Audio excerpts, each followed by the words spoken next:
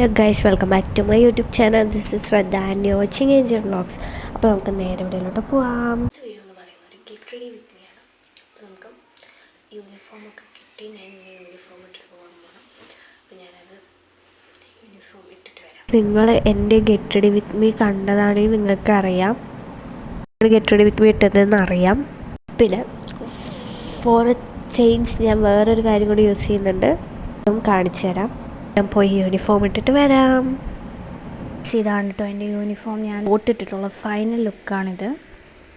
Next ഞാൻ കൺമഷി എഴുതാൻ തുടങ്ങി. പതിവ് പോലെ കൺമഷി എഴുതാം. ഞാൻ താഴെയാണ് കേട്ടോ സാധനങ്ങളൊക്കെ വെച്ചിരിക്കുന്നത്, അതായത് വീഡിയോ വെച്ചിട്ടുള്ളതിൻ്റെ നേരെ താഴെയാണ് ഈ ഒരു സാധനങ്ങളൊക്കെ വെച്ചിരുന്നത്. അപ്പോൾ മെല്ലെ മെല്ലെ താഴെ എടുക്കുക അങ്ങനെയാണ് എടുക്കാറ്. പിന്നെ ഞാൻ പൗഡർ വെച്ച് കൊടുത്തു.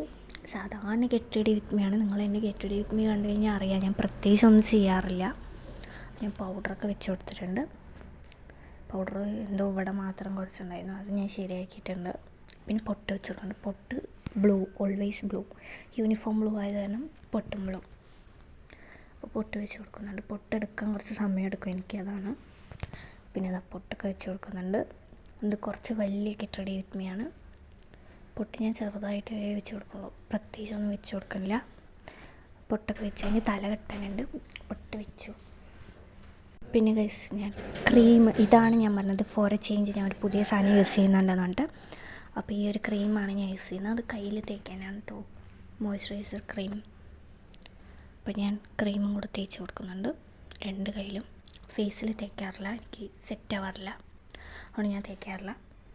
ഗൈസ്, ഞാൻ ഹൈലൈനർ വെച്ച് കൊടുത്തു. പിന്നെ അത് കഴിഞ്ഞിട്ട് ഞാൻ ഒരു കമ്മലിട്ട് കൊടുത്തിട്ടുണ്ട്. ബട്ടർഫ്ലൈ കമ്മലായിരുന്നു ഇട്ട് കൊടുത്തിട്ടുണ്ടായിരുന്നത്. അപ്പോൾ ഞാൻ ഇടുന്നത് കാണിക്കുന്നുണ്ട്. ഞാൻ തലമുടിയൊക്കെ വിരിച്ചിട്ടു.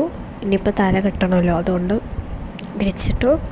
ഞാൻ ഈ ഒരു ബട്ടർഫ്ലൈ കമ്മലിട്ട് കൊടുത്തു.